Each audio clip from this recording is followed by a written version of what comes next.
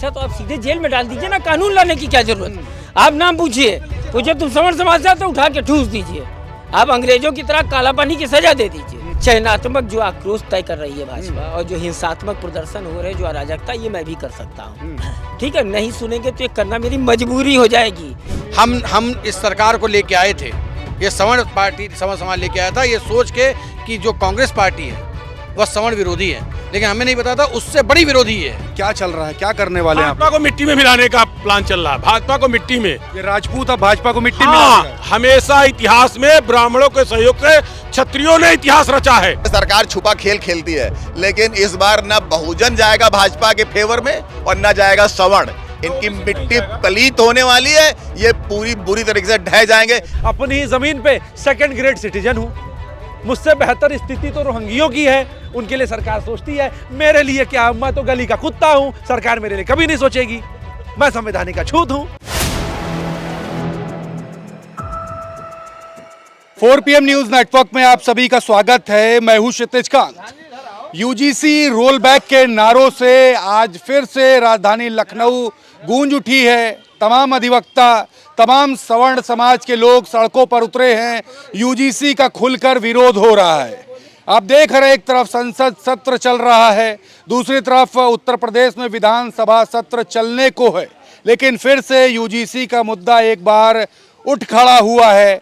तमाम सवर्ण समाज के लोग भारतीय जनता पार्टी के बड़े नेताओं के विरोध में सड़कों पर उतर आए हैं। मानो यूजीसी एक तरीके से नासूर बन चुका हो सरकार के, ना पीछे हट सकते हैं ना आगे बढ़ सकते हैं। लगातार ये जो सवर्ण समाज है उनको नुकसान पहुंचाने का काम कर रहा है। इस तरीके की बातें अब हो रही हैं। पीछे हमारे साथ जो लोग देखेंगे सभी सवर्ण समाज के हैं। ये हैशटैग यूजीसी रोल बैक के पोस्टर सभी के हाथ में है और आप देख रहे हैं लगातार यहाँ पर बड़ा विरोध हो रहा है। ये पोस्टर्स आप देख पा रहे हैं और पीछे भी अगर पोस्टर अभी आपको दिखाऊंगा तो यहाँ पे समानता का अधिकार पोस्टर लगे हुए हैं। पीछे भी बड़ा पोस्टर, हम बात करेंगे। सर, यूजीसी से दिक्कत क्या है? यूजीसी से दिक्कत क्या है जी, क्या दिक्कत हो रही है? आपको कई वर्ष हो गए होंगे पत्रकारिता में। बिल्कुल है 13 जुलाई को यूजीसी आया, 13 जनवरी को, 14 जनवरी से लेके पूरे देश में सवर्ण समाज आंदोलित है। बिल्कुल आंदोलित है। पूरा बवाल क्यों कर रहा है? तो बवाल इसलिए कर रहा है कि भाई साहब आप कोई कानून, इससे अच्छा तो आप सीधे जेल में डाल दीजिए ना, कानून लाने की क्या जरूरत। आप नाम पूछिए तुम सवर्ण समाज से तो उठा के ठूस दीजिए। आप अंग्रेजों की तरह काला पानी की सजा दे दीजिए। मतलब आप शिकायत कर देंगे तो कोई जांच नहीं होगी, आपको सीधे आपको अपराधी माने, जन्मजात अपराधी मानेंगे आप हमको, और उसके बाद भी दिक्कत नहीं होगी। अरे वोट की वैल्यू जो संदीप सिंह की है वही गुरहु की है। सरकार तो आप ही की है। भाजपा चप्पा चप्पा भाजपा के नारे यही सवर्ण समाज से भाई साहब मैं एक लाइन कहता हूँ, एक लाइन कहता हूँ कि वक्त गुलशन पे पड़ा था तो लहू हमने दिया, जब बाहर आई तो कहते हो तेरा काम नहीं है। भाजपा के लिए कहता हूँ कि जब 2 सीट थी तो हमारी पार्टी थी, और जब वो पूर्ण रूप से सत्ता में आ गए तो उन्होंने सबसे पहले दरकिनार किया। ये भाजपाइयों का चरित्र उजागर हो गया इसमें। अछूत है इनके लिए। हम लोग संवैधानिक अछूत हैं। ठाकुर साहब, योगी जी तो आप ही की बिरादरी के हैं, आप ही के बारे में बात करते हैं। बहुत नुकसान हुआ। क्या नुकसान किया? बहुत नहीं, देखिए इसमें उनका भी दोष नहीं है, इसमें समाज का भी दोष है। मेरे समाज का एक दोस्त है कि हम लोग दरबे में बंद मुर्गा हैं, जो पकड़ा जाएगा वही फड़फड़ाएगा, बाकी सब दाना चुगेंगे। तो योगी जी लाए, योगी जी ने अपने हिसाब से लोगों को सेट किया। जिनको सेट किया वो भी इस भ्रष्टाचार की भेंट चढ़ गए इस देश में। जैसे पूरे देश में भ्रष्टाचार फैला है, वो भी उसी आंधी में बह गए। तो हम लोगों को कोई स्पेशल फायदा नहीं हो गया उनके आने से। राजपूत समाज तो लड़ने का काम करता है, हमेशा तलवार निकाल लेता है। राजपूत अब इस तरीके से उतरेंगे मैदान में? नहीं तो अब वैसे सरकार नहीं वैसे उतरे जैसे सीजेपी उतरी थी। अश्लील आंदोलन करें। आप बताइए आप क्या करना चाहते हैं? नहीं, मैं तो चयनात्मक जो आक्रोश तय कर रही है भाजपा और जो हिंसात्मक प्रदर्शन हो रहे, जो अराजकता, ये मैं भी कर सकता हूँ। ठीक है, नहीं सुनेंगे तो ये करना मेरी मजबूरी हो जाएगी। लेकिन आज की डेट में अश्लील कंटेंट हम लोग नहीं चला सकते। कंटेंट की हम बात ही नहीं कर रहे। एक तरफ संसद सत्र चल रहा है, 3 तारीख से विधानसभा सत्र शुरू होने जा रहा है। नेताओं की बात करें, एक कॉमेडियन है रामदास अठावले, उसकी बात सुन के पूरी संसद हंसती है। बीच में उसको एक फिलर की तरह रखा गया, वो मनोरंजन करेगा। वो सारी आइडिया हटा दीजिए जो आरक्षण का विरोध कर रही हैं। तुम्हारी हैसियत नहीं एक बार तुम जीत के सांसद हो गए थे, दोबारा तुम राज्यसभा जा रहे हो, तुम लोग बात करोगे, है ना? तो ये संसद में जब चर्चा नहीं हो पाती है तो चर्चा को सड़कों पे करके ही तय करना पड़ता है। आपका सर नाम क्या हुआ? मैं पंडित अभिनवनाथ पाड़ी, मेरा परिचय है, राष्ट्रीय प्रवक्ता हूँ सवर्ण मोर्चे का। और आज हम बैठे इसलिए हैं कि ये नींद में सो चुकी सरकार है, इसको जगाने का काम करना है। जो व्यवस्था सिर्फ 10 साल के आरक्षण की आई थी उसको आपने 80 साल में तक लागू रखा और पता नहीं कितने साल तक लागू रखेंगे। एक झूठा नैरेटिव पूरे समाज के सामने आप फैला रहे हैं कि सवर्ण समाज ने 5000 साल तक शोषण किया, जबकि हकीकत यह है कि इस देश में काफ़ी लंबे समय तक मुगलों का शासन रहा, अंग्रेजों का शासन रहा, चमरवंश राजा रहे या दुनशी राजा रहे। ये झूठा नैरेटिव है कि सवर्णों ने शोषण किया। अगर सवर्णों ने शोषण किया होता तो चाणक्य ने चंद्रगुप्त मौर्य को साम्राज्य राजा हो गए होते। किसी ने किसी का शोषण नहीं किया। और ये कहा जाता है कि पानी पीने नहीं दिया। तो देश में इतनी नदियाँ थी, हर नदी पे क्या कब्जा करे बैठा था सवर्ण? कुएं सवर्ण खोद रहा था, जो कुआं खोदा तो पानी पीने का अधिकार था।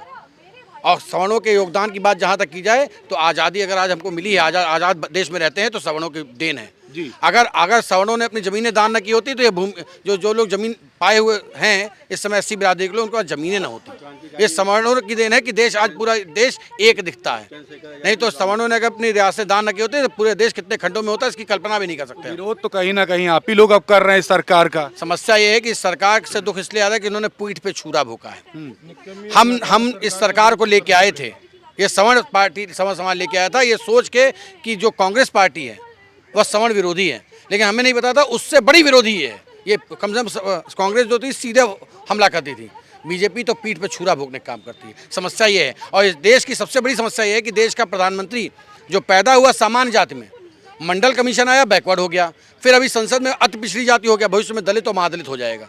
मतलब एक महामानव जिसने अपने उम्र में ही इतनी जातियाँ झेल में पैदा हो गया, उसका कोई पता ही नहीं है। 7-8 जगह तो पैदा हो चुके हैं वो बताते हैं मैं अवतारी हूँ, मतलब अपने आप को बायोलॉजिकल मानते ही नहीं है। सबसे बड़ी समस्या ये है, उनकी पूरी हिस्ट्री जो है वो कंफ्यूजिंग है। तो अभी सवर्ण समाज करने क्या वाला है? 6 महीने भी नहीं बचे चुनाव को। देखिए हम इतनी बात जानते हैं, हर चीज़ की जिम्मेदारी सवर्ण समाज ने अब नहीं ले रखी है। आज़ादी दिलाने की जिम्मेदारी सवर्ण समाज पे थी, आज़ादी के बाद जमीनें दान देने की जिम्मेदारी थी। इस समय सवर्ण समाज ने सब जिम्मेदारी, जो भारतीय जनता पार्टी को हराएगा हम उसके साथ हैं। ये क्या हो गया? आपका नाम क्या है? मेरा नाम बसंत सिंह बघेल है। बसंत सिंह जी, ये क्या चल रहा है? भाजपा उपाध्यक्ष हूँ सवर्ण मोर्चा में। सवर्ण है आप भी? ठाकुर हैं हम। ठाकुर साहब हैं। सब क्या चल रहा है, क्या करने वाले हैं आप? भाजपा को मिट्टी में मिलाने का प्लान चल रहा है। भाजपा को मिट्टी में, ये राजपूत अब भाजपा को मिट्टी में हाँ, हमेशा इतिहास में ब्राह्मणों के सहयोग से क्षत्रियों ने इतिहास रचा है, देश को बचाया है, और वही क्षत्रिय अब तलवार निकालेगा और भाजपा को मिट्टी में पलित करेगा। आप निश्चिंत रहिए, इनको हम वहां पहुंचाएंगे जहां से जनसंघ शुरू हुआ था।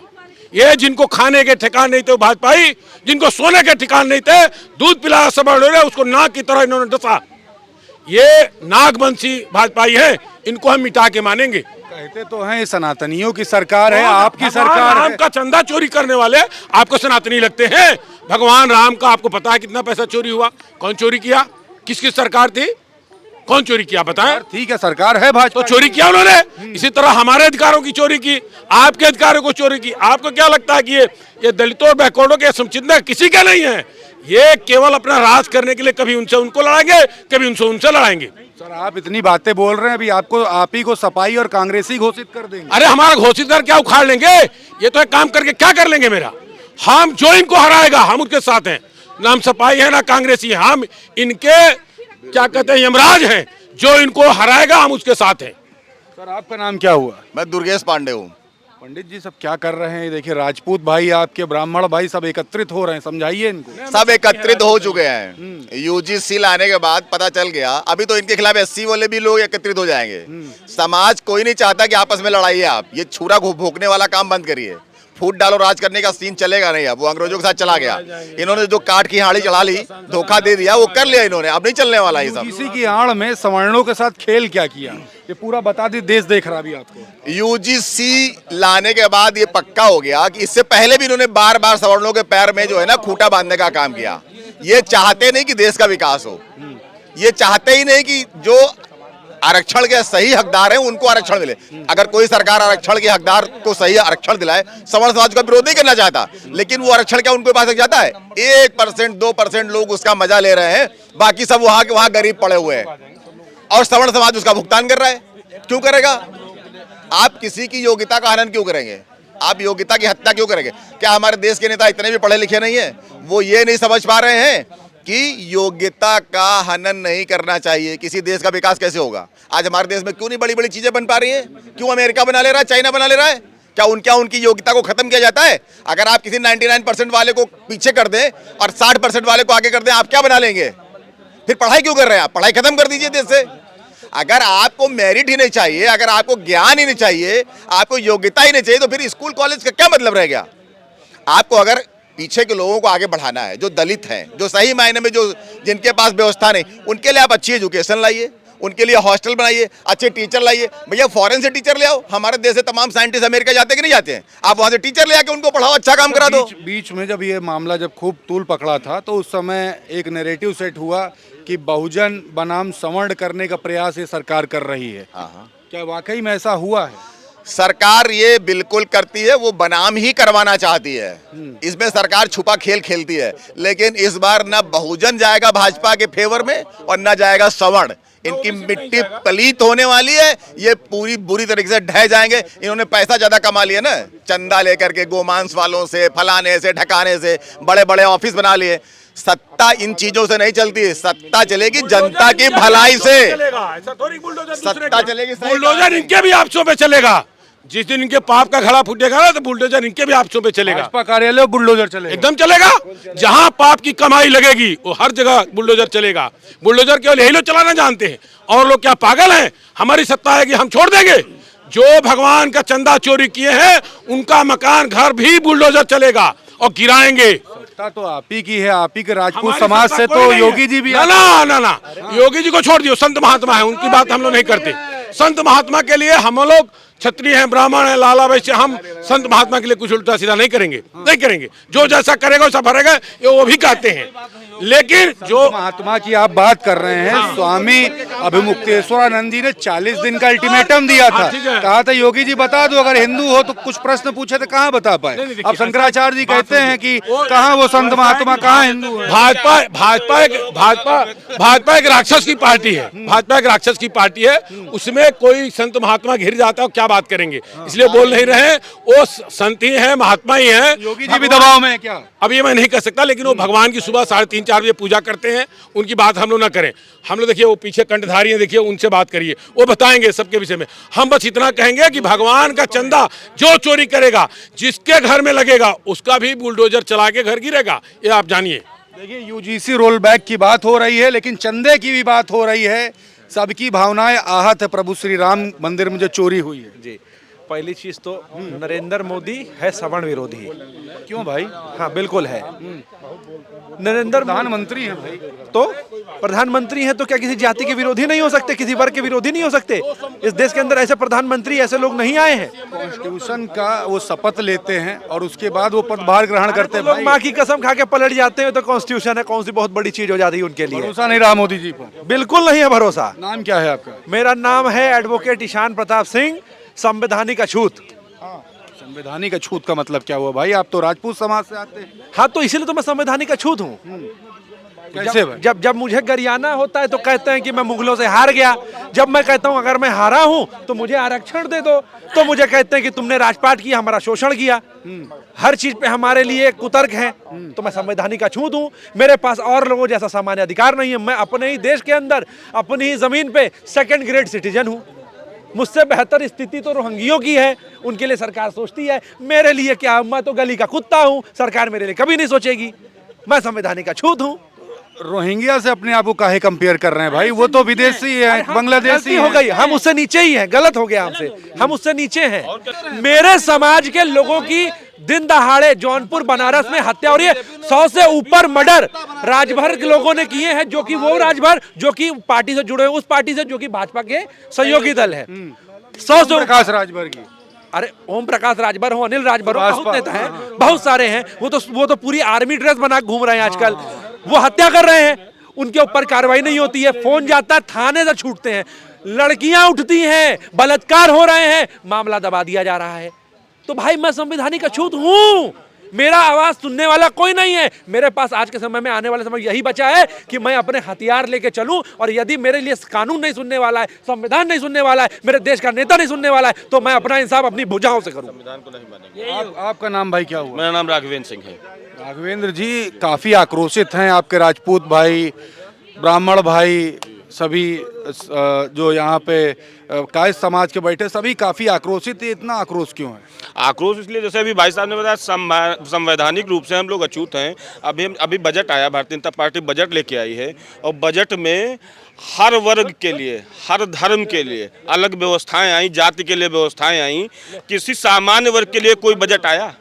आप अभी रोहिंग्यों की बात कर रहे थे, 3400 करोड़ रुपए का बजट उनके लिए लेके आई है सरकार। और जब वोट लेना होता है तो सनातनी सरकार है, हिंदुत्व की सरकार है, हिंदुओं से वोट लेंगे, 3400 करोड़ उनको देंगे। तो क्या हम वोट नहीं देते हैं? क्या हमको किसी प्रकार का कोई अधिकार नहीं मिलना चाहिए? हर आप समझिए कि आयुष्मान कार्ड के 5 यूनिट पे, अब हमसे क्या करें? हम दो, हमारे दो, हम लोग के पास आयुष्मान कार्ड भी नहीं, राशन भी नहीं दे रहे हैं, शौचालय भी नहीं दे रहे हैं, कोई घर भी नहीं बन रहा है, बिजली कनेक्शन भी नहीं दे रहे हैं। हमको क्या मिला? हमको कुछ नहीं मिला। हमको चोट मिल रही है, हमको यूजीसी की चोट मिल रही है। यूजीसी हमारे ऊपर अतिरिक्त रूप से लादा जा रहा है। हमारा बच्चा विद्यालय में पढ़ रहा है, उसको क्या पता बगल वाला कौन बैठा है? उससे पेन को लेकर नोक-झोंक हो जाती है, आप उसके ऊपर एक लगा देंगे। हम हमारा फ्यूचर वही खो दे रहे हैं। आप, इसका मतलब है कि जो सरकारें आ रही, जो सरकारें हैं, हमको एकदम धरती से गायब कर देना चाह रही हैं। इतने प्रकार के संविधान पे नियम कानून हमारे ऊपर सारे लग रहे हैं। संवैधानिक रूप से अगर संविधान की बात करें तो एक भी नियम कानून हमारे लिए नहीं बनाएगा। हर सबका मोर्चा है, सबका अल्पसंख्यक आयोग बना है, कोई सवर्ण आयोग है। हम अपनी बात किससे कहने जाएंगे? कहाँ कहने जाएंगे? कोई सुनवाई है? नहीं सुनवाई है। अगर सरकार हमारी बात नहीं सुनती है तो मैं सरकार को क्यों सुनूं? मैं सरकार को वोट नहीं दूंगा, मैं चोट दूंगा, वो हमको चोट देंगे, हम उनको चोट देंगे। बिल्कुल, तो ये देख रहे हैं नाराजगी कितने स्तर की है। वोट की चोट देने की बात हो रही है। प्रधानमंत्री नरेंद्र मोदी को सवर्ण विरोधी कह दिया जा रहा है। काफ़ी नाराज़गी है यूजीसी को लेकर के। एक जो मुहिम जो चल रही है वो कहीं ना कहीं सरकार के लिए नासूर साबित होने जा रही है। सभी राजपूत समाज के लोग, ब्राह्मण समाज के लोग, सवर्ण समाज के लोग कहिए, अब खुल करके सड़कों पर उतर रहे हैं और कह रहे हैं जिस सरकार को हमने बनाया था सनातनी, जिसने कहा, अब उसको राम विरोधी भी कह दिया है। प्रभु श्री राम विरोधी। राम मंदिर का चंदा चोरी हुआ, सनातनियों के साथ बड़ा खेल हुआ, सवर्ण समाज के साथ खेल हुआ। अब यही कह रहे हैं कि हम संवैधानिक अछूत साबित हो गए हैं। तो समझ रहे हैं किस स्तर पर विरोध शुरू हो चुका है। 2027 में विधानसभा चुनाव होने हैं और उस चुनाव से पहले इस तरीके का विरोध एक बड़ा मैसेज दे रहा है कि सरकार कहीं ना कहीं डगमगा सकती है। अगर सवर्णों के फेवर में अगर बात नहीं होती है तो एक बड़ा खेल 2027 में देखने को मिलेगा। जो भारतीय जनता पार्टी को हराएगा, सवर्ण समाज उसको समर्थन करने जा रहा है। ये ऐलान राजधानी लखनऊ के शहीद स्मारक पर आज हुआ है। आपने ऑन कैमरा देखा। आप लोग की क्या राय है इस वीडियो को देखने के बाद कमेंट बॉक्स में लिखते रहिए और जुड़े रहिए 4PM न्यूज़ नेटवर्क के साथ तमाम अपडेट्स के लिए। मैं हूँ क्षितिज कांत, कैमरा पर्सन शुभम के साथ 4PM न्यूज़ नेटवर्क के लिए। धन्यवाद।